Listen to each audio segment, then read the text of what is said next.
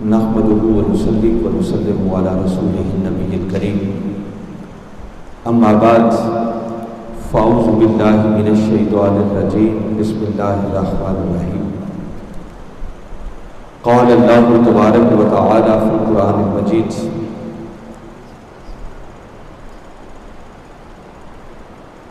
وَإِذَا قِيلَ لَهُمْ آمِنُوا كَمَا آمَنَ النَّاسُ قَالُوا أَنُؤْمِنُ كَمَا آمَنَ السُّفَهَاءُ أَلَا إِنَّهُمْ هُمُ السُّفَهَاءُ وَلَكِنْ لَا يَعْلَمُونَ صدق اللہ العظیم۔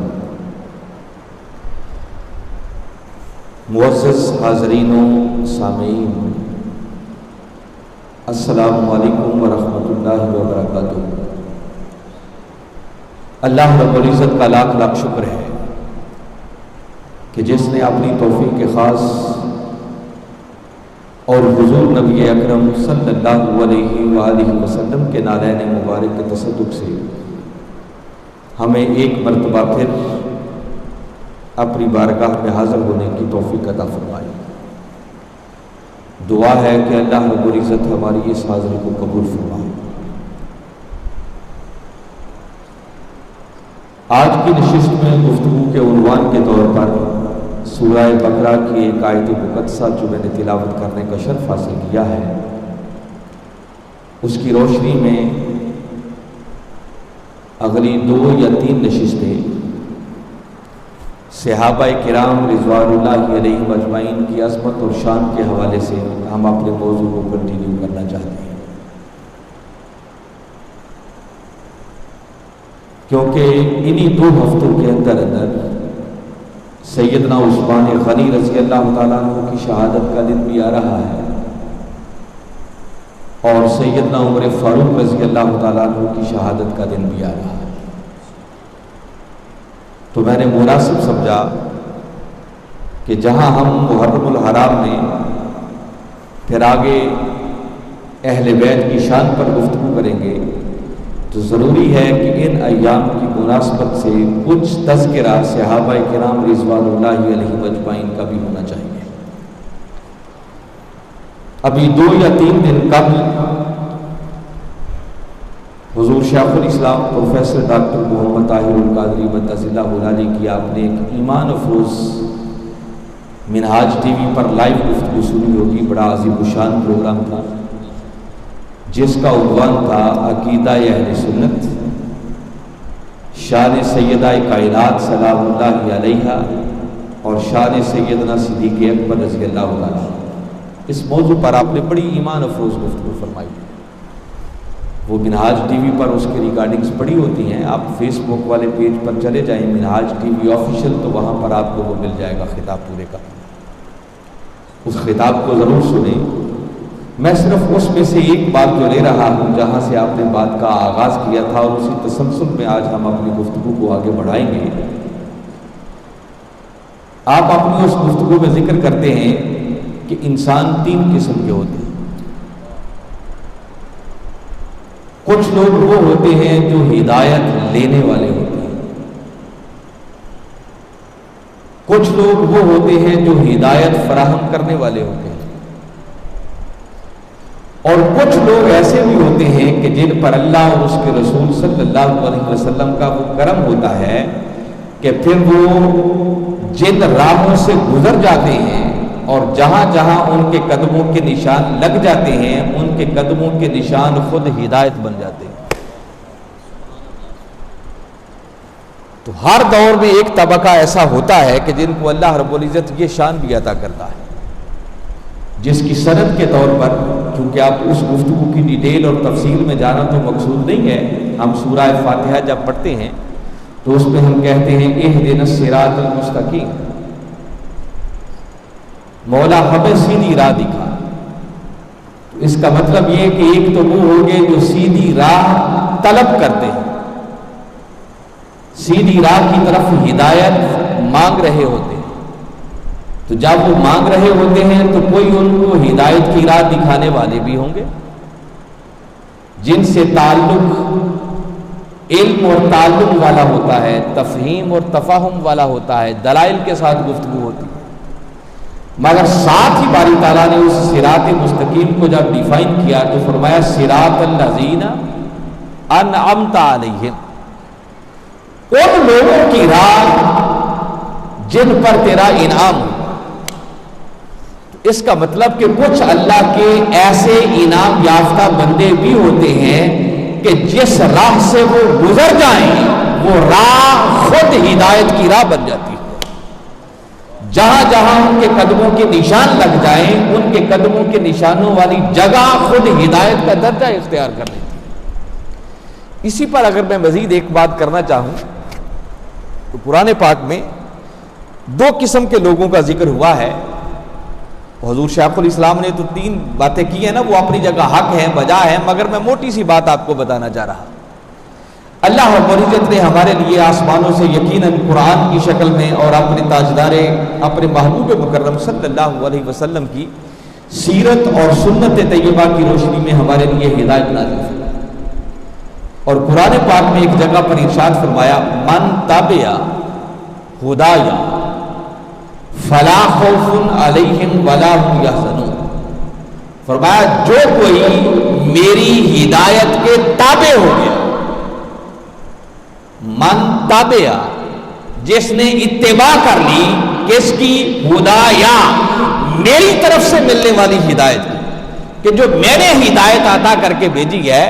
جس نے اس ہدایت کی راہ کو اپنا لیا، اس راستے پر چل پڑا، اس ہدایت کے تابع ہو گیا، تو فرمایا ان کی شان یہ ہے کہ ان کو دنیا اور آخرت میں ہر خوف اور غم سے آزاد کر دیا جائے گا۔ تو کچھ وہ ہیں جو ہدایت کے تابع ہوتے ہیں، اور سورہ بقرہ کو بالکل ابتدا ہی سے آپ پڑھیں، باری تعالیٰ نے متقین کا ذکر کیا، ان کی 6 صفات بیان کی،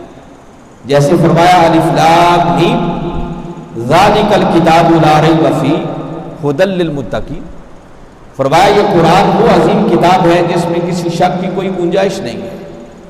اب وہ متقین کون ہیں؟ ھدی للمتقین، فرمایا یہ ہدایت ہے متقیوں کے لیے۔ وہ متقی جن کو قرآن سے صحیح معنوں میں ہدایت ملتی ہے وہ کون ہیں؟ فرمایا الذین یؤمنون بالغیب، جو غیب پر ایمان لاتے ہیں، ویقیمون الصلاۃ، جو نماز قائم کرتے ہیں، ومما رزقناہم ینفقون، جو ہمارے دیے ہوئے رزق میں سے خرچ کرتے ہیں، والذین یؤمنون بما انزل الیک، اور پھر وہ اس پر ایمان لاتے ہیں اے میرے محبوب مکرم جو ہم نے آپ کی طرف نازل کیا، وما انزل من قبلک، اور اس پر بھی ایمان لاتے ہیں جو ہم نے آپ سے قبل نازل کیا، پہلے نازل کیا، اور آگے فرمایا وبالآخرۃ ھم یوقنون، اور وہ آخرت پر بھی بڑا پختہ یقین رکھنے والے ہوتے ہیں۔ اب بڑی قابل توجہ بات ہے، متقین کی یہ 6 صفات بیان کر کے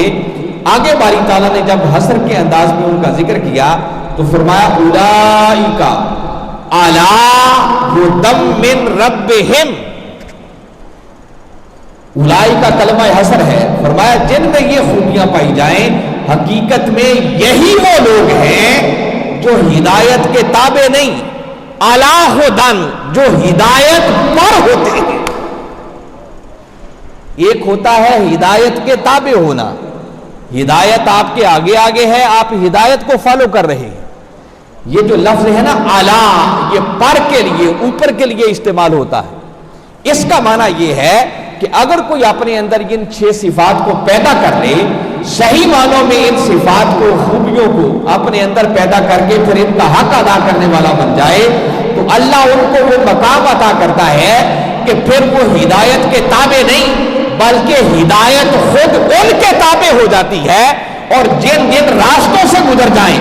جہاں جہاں ان کے قدموں کے نشان لگ جائیں، اللہ ان کے قدموں کے نشانوں والی جگہ کو بھی خود ہدایت بناتا چلا جاتا ہے۔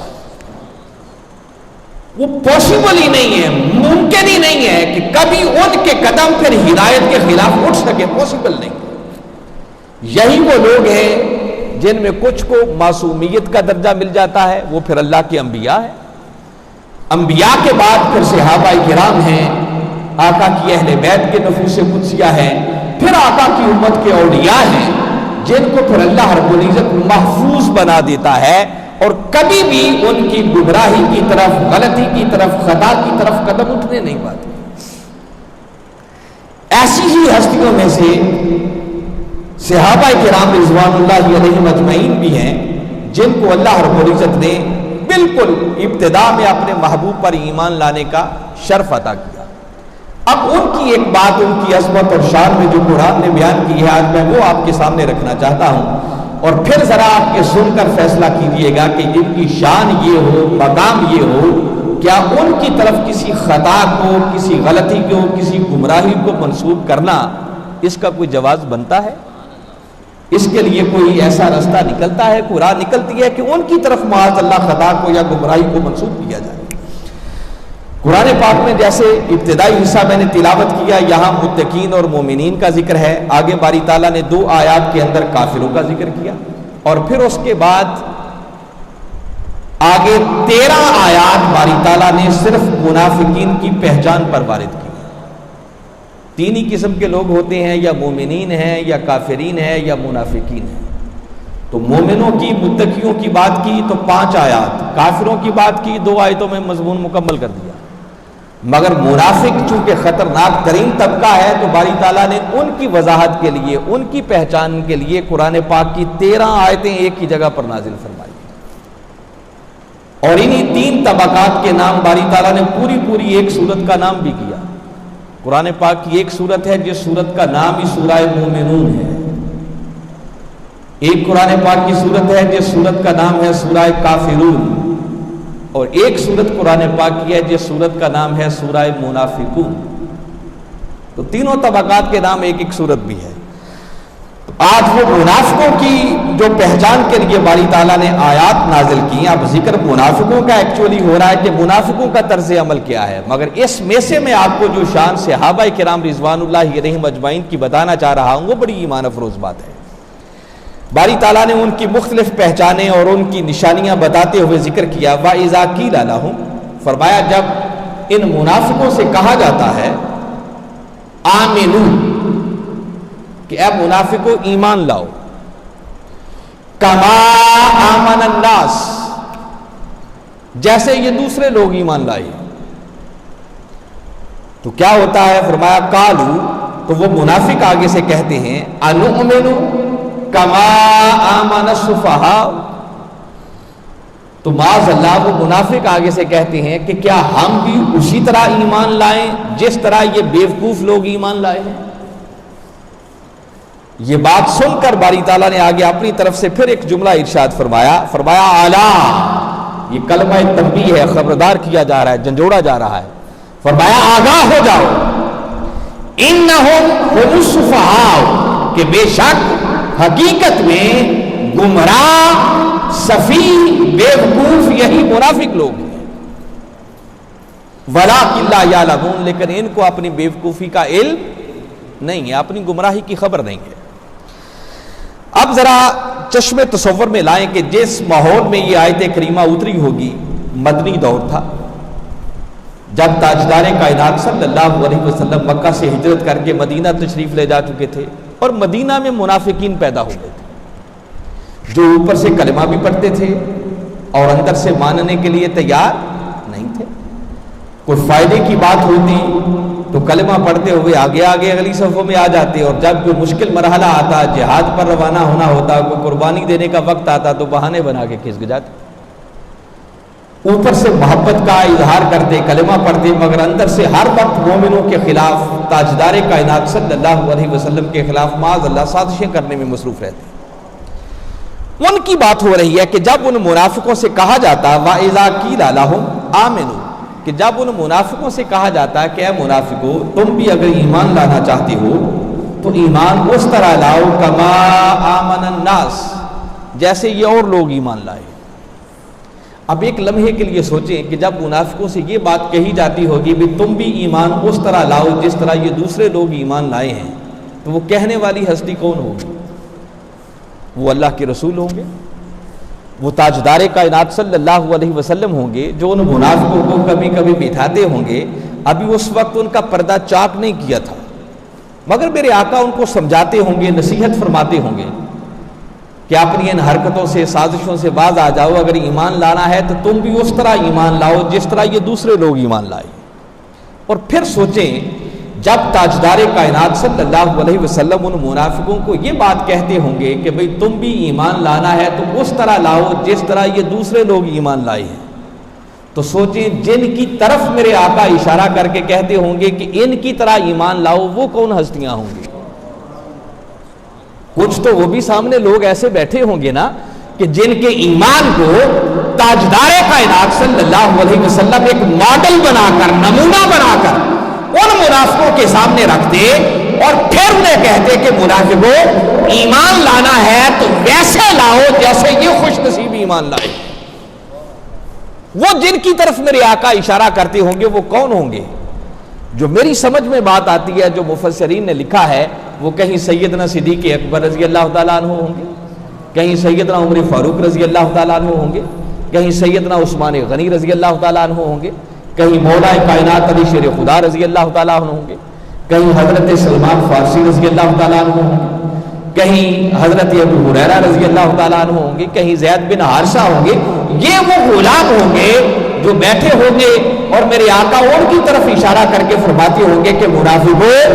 ایمان لانا ہے تو ایسے ایمان لاؤ جس طرح ابو بکر عمر اور عثمان و علی ایمان لائے۔ اور ایک لمحے کے لیے ذرا سوچے کہ وہ ہستیاں جن کے ایمان کو اللہ کا رسول ایک ماڈل اور نمونہ بنا کر پیش کر رہا ہے، ذرا سوچیں ان کے ایمان کی عظمتوں کا عالم کیا ہوگا۔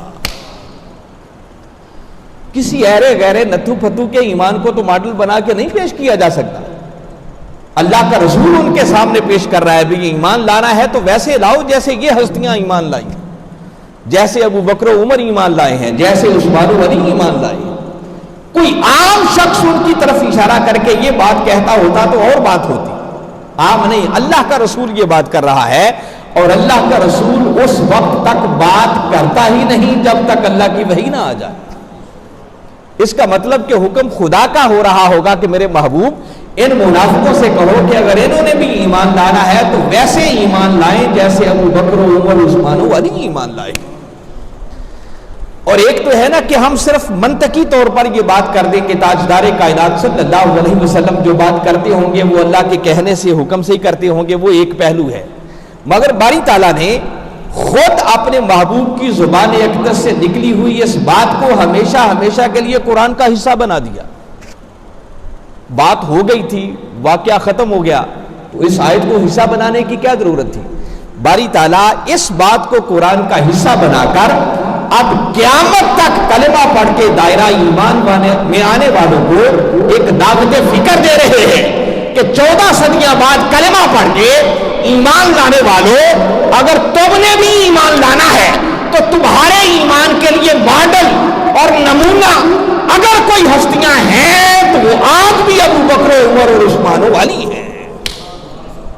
تم نے بھی ایمان لانا ہے تو ان کی طرح ایمان لاؤ، وہ تمہارے لیے حقیقت میں صحیح معنوں میں قابل اتباع ہے۔ اور پھر اگلی لطیف بات، قابل غور بات یہ ہے، اب یہ اللہ کا قرآن ہے، کسی عام شخص کی کہی ہوئی بات نہیں ہے۔ جیسے ہی تاجدار کائنات صلی اللہ علیہ وسلم ان منافقوں سے یہ بات کرتے تو وہ آگے سے جواباً کہتے قالوا انؤمن کما آمن السفہاء، وہ آگے سے کہتے کہ معاذ اللہ کیا ہم بھی اسی طرح ایمان لائیں جس طرح یہ بیوقوف لوگ ایمان لائے ہیں؟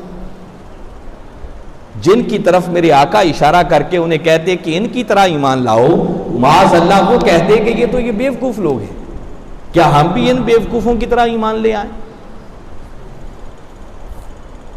باری تعالیٰ نے اس کا جواب خود دیا۔ اب اس بات کا جواب نہ کسی صحابی نے دیا، نہ تاجدار کائنات صلی اللہ علیہ وسلم نے پلٹ کر دیا، بلکہ قرآن بتا رہا ہے کہ جیسے ہی ان بدبختوں نے، منافقوں نے یہ بات کی تو اب آگے قرآن بتا رہا ہے کہ ان کی اس بدبختی کا جواب خدا نے دیا۔ قربان جائیں ان صحابہ کرام رضوان اللہ علیہم اجمعین کی عظمت پر، ان کی شان پر، ان کے مقام و مرتبہ پر، کہ جن پر اگر کوئی اعتراض کرے تو جواب خود خدا دیتا ہے۔ یہ کوئی معمولی بات نہیں ہے۔ اور جواب کیا دیا؟ فرمایا اعلیٰ، میں نے پہلے بھی بتایا یہ کلمہ تنبیہ ہے، جھنجھوڑا جا رہا ہے، غفلت کی نیند سے بیدار کیا جا رہا ہے۔ فرمایا آگاہ ہو جاؤ، غور سے سن لو، انہم ہم السفہاء، حقیقت میں گمراہ، سفیہ اور بیوقوف یہی میرے مصطفیٰ کے غلاموں کو گمراہ کہنے والے، حقیقت میں یہی بیوقوف ہیں، یہ منافق بیوقوف ہیں، وَلَٰكِن لَا يَعْلَمُونَ، لیکن ان کو اپنی اس حماقت کا، اپنی بیوقوفی کا علم نہیں ہے۔ ایک تو صحابہ کرام کی عظمت یہ ثابت ہوئی یہاں سے کہ جب صحابہ کرام کی شان میں کوئی زبانیں تان تراز کرتا ہے تو جواب اس کو خود خدا دیتا ہے۔ اب اگلی لطیف بات اس کے اندر مزید جو صحابہ کرام کی عظمت اور شان پر ہے وہ قابل غور بات یہ ہے کہ وہ منافق آخر تھے تو انسان، جیسی تیسی بھی ان کی عقل ہوگی، کوئی سمجھ بوجھ تو وہ بھی رکھتے ہوں گے۔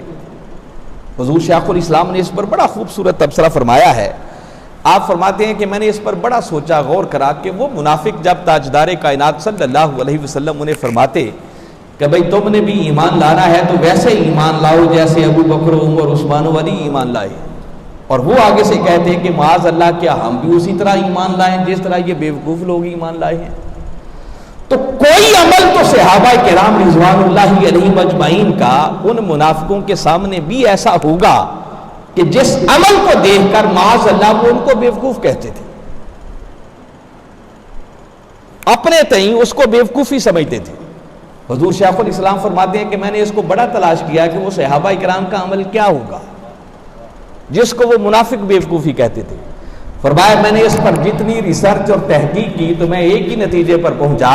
کہ جس عمل کو وہ بدبخت صحابہ کرام کی بیوقوفی کہتے تھے وہ عمل ایک ہی تھا کہ کملی والے آقا کی ابرو کا اشارہ ہوتا، وہ اپنا تن من دن لٹانے کے لیے تیار ہو، وہ دیوانہ وار کملی والے آقا سے محبت کرتے تھے، عشق کرتے تھے، ان کی غلامی کا پٹا اپنے گلے میں ڈال لیتے تھے۔ آقا جو فرماتے بس آنکھیں بند کر کے اس کے سامنے سر تسلیم خم کر دیتے۔ اور منافق اپنے آپ کو عقل مند اس لیے سمجھتے ہیں، وہ کہتے دیکھو ہم سے عقل مند بڑا کون ہے کہ ہم جب کوئی مشکل وقت آتا ہے تو بہانے بنا کے کھسکداتے ہیں، اور جب کوئی مال غنیمت بٹنا ہوتا ہے، کوئی فائدے کی بات ہوتی ہے تو ہم بھی کلمہ پڑھ کے آگے آگے ہو جاتے ہیں، اس میں سے حصہ لے لیتے ہیں۔ وہ اپنے اس عمل کو عقل مندی سمجھتے، اور معاذ اللہ صحابہ کرام کی اس محبت کو، وارفتگی کو، کملی والے آقا کے ساتھ جو ان کی یہ دیوانگی والا ایک عشق کا رشتہ تھا، اس کو وہ بیوقوفی سمجھتے۔ اور حضور شیخ الاسلام اس پر تبصرہ کرتے ہوئے فرماتے ہیں کہ کاش وہ منافق صحابہ کرام کے جس عمل کو بیوقوفی سمجھتے تھے، اللہ اس بیوقوفی کی تھوڑی سی خیرات ہمیں بھی ادا کر دے۔ وہ تو بیوقوفی سمجھتے، مگر قرآن یہ کہہ رہا ہے کہ نہیں، بیوقوف صحابہ کرام نہیں ہیں، بلکہ حقیقت میں بیوقوف یہی بدبخت منافق لوگ ہیں۔ جس سے اگلی بات یہ سمجھ میں آتی ہے کہ اگر کوئی سمجھنا چاہے کہ بیوقوف کسے کہتے ہیں، بیوقوف کو ڈیفائن کرنا چاہے، بیوقوف کی تعریف متعین کرنا چاہے، تو کئی تعریفیں ہر کسی نے اپنے اپنے ذوق کے مطابق بنا رکھی ہوں گی۔ اگر قرآن سے پوچھنا چاہیں کہ حقیقی بیوقوف کون ہے تو قرآن اعلان کر رہا ہے کہ حقیقت میں بیوقوف وہ ہے جو کملی والے آقا کی غلاموں کی شان میں زبان تان دراز کرتا ہے۔ اللہ کی نگاہ میں اس سے بڑا منافق اور کوئی نہیں۔ اور فرمایا وَلَٰكِن لَا يَعْلَمُونَ، لیکن ان بدبختوں کو اپنی اس حماقت، اپنی بیوقوفی کی خبر نہیں ہے کہ یہ بات کیا کر رہے ہیں۔ تو گویا میں یہ بتا رہا تھا کہ باری تعالیٰ نے، اب اللہ نے بھی اور اس کے رسول نے بھی جن ہستیوں کے ایمانوں کو ایک ماڈل اور نمونہ بنا کر پیش کیا، اور فقط اس دور میں ہی نہیں، جب قرآن کا حصہ یہ آیت کریمہ بنا دی گئی تو اب اس آیت کا ہمارے لیے فائدہ یہ ہے، ہمارے لیے اس میں مفاد یہ ہے، اور ہمارے لیے ہدایت یہ ہے کہ باری تعالیٰ اور اس کا رسول یہ اعلان کر رہے ہیں کہ اب قیامت تک جو بھی کلمہ پڑھ کے دائرہ ایمان میں آنا چاہتا ہے، اس کے لیے اگر کوئی ماڈل اور نمونہ ہے تو وہ کملی والے آقا کے غلام ابو بکر، عمر، عثمان و علی کا ایمان ہے۔ تو جن ہستیوں کے ایمان کو اللہ اور اس کا رسول ماڈل بنا کر پیش کر رہا ہو، ذرا چشم تصور میں لائیں، ان کی زندگی کے اندر بھی کبھی کوئی گمراہی کا تصور پایا جا سکتا ہے؟ کوئی کہے کہ اس سے پہلے تو وہ ٹھیک ہوں گے، معاذ اللہ بعد میں پھر گئے، جیسے بعض بدبخت ایسا عقیدہ رکھتے ہیں، تو معاذ اللہ یہ اعتراض صحابہ کرام پر وارد نہیں ہوگا، یہ تو اللہ اور اس کے رسول پر ہوگا۔ اعلان تو اللہ اور اس کا رسول کر رہے ہیں، وہ ان کے ایمان کو ماڈل اور نمونہ بنا کر پیش کر رہے ہیں، تو معاذ اللہ کیا اللہ اور اس کے رسول کو خبر نہیں تھی یہ تو کل بعد میں پھر جانے والے ہیں، تو ان کے ایمان کو ماڈل بنا کر اللہ پیش کر رہا ہے۔ اللہ اور اس کے رسول کا ان ہستیوں کے ایمان کو ماڈل بنا کر پیش کرنا یہ بتا رہا ہے کہ رہتی دنیا تک دنیا ادھر سے ادھر ہو سکتی ہے، مگر میرے ان مصطفیٰ کے غلاموں کا ایمان کبھی متزلزل نہیں ہو سکتا ہے، یہ حق کی راہ سے ہٹ نہیں سکتے ہیں، کبھی گمراہی کی طرف اور خدا کی طرف ان کا قدم اٹھ نہیں سکتا ہے۔ یہ وہ ہستیاں ہیں کہ جن کو اللہ پھر ہمیشہ کے لیے محفوظ بنا دیتا ہے، اور یہ وہ لوگ ہیں کہ جن راستوں سے گزر جائیں اور جن راستوں پر ان کے قدموں کے نشان لگ جائیں، اللہ ان کے قدموں کے نشانوں کو بھی خود ہدایت کا درجہ عطا کر دیتا ہے۔ اللہ کی بارگاہ میں دعا ہے کہ ہمیں صحیح معنوں میں ان ہستیوں کے ان مقام و مرتبہ کو سمجھ کر ان کے قدموں سے نسبت سگانہ قائم کرتے ہوئے ان کے نقش قدم پر چل کر اپنی دنیا اور آخرت کو سنوارنے کی توفیق عطا فرما۔ وما علینا الا البلاغ۔